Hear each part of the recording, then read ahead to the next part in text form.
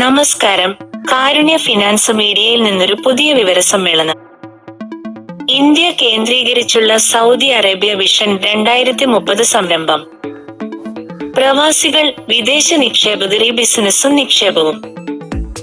അവസരങ്ങൾ: എണ്ണ, ഇതര മേഖലകൾ, സാങ്കേതികവിദ്യ, ലോജിസ്റ്റിക്സ്, ടൂറിസം, ഹോസ്പിറ്റാലിറ്റി. സ്റ്റാർട്ടപ്പുകൾ നിക്ഷേപത്തിനായി തുറന്നു. റിയൽ എസ്റ്റേറ്റ് വികസന പദ്ധതികൾ, വാണിജ്യ ഇടങ്ങൾ, റീറ്റെയിൽ ശൃംഖലകൾ, പൊതു സ്വകാര്യ പങ്കാളിത്ത പദ്ധതികൾ, സർക്കാർ ആനുകൂല്യങ്ങൾ. റെഗുലേറ്ററി റിഫോംസ് ഫോറിൻ പാർട്ടിസിപ്പേഷൻ എളുപ്പമാക്കുന്നു. ആദ്യകാല നിക്ഷേപകർ ഉയർന്ന വളർച്ചാ സാധ്യതയും വിപണി വിഹിത നേട്ടവും.